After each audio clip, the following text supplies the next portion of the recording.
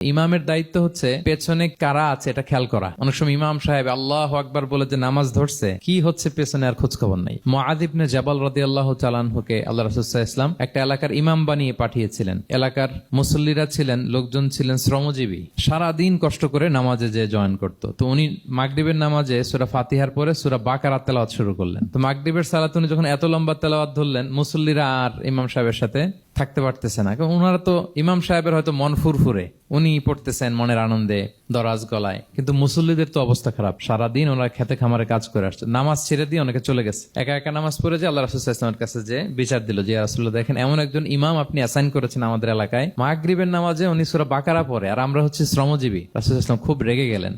মুআয ইবনে জাবালকে ডেকে বললেন, তুমি কি সমাজে ফিতনা ছড়াচ্ছ? তুমি জানো না এরা কারা? তোমার কি সূরা ওয়াদ-দুহা ওয়াল-লাইলি ইযা সাজা মুখস্থ নাই? তোমার কি ওয়াশ-শামসি ওয়া-দুহাহা এটা মুখস্থ নাই? তোমার কি সাব্বিহিসমা রাব্বিকাল আ'লা এই সূরাগুলো তোমার জানা নাই? উনি বললেন জানা আছে। তো এগুলো রেখে দিয়ে মাগরিবের নামাজে কেন সূরা বাকারা ধরলা?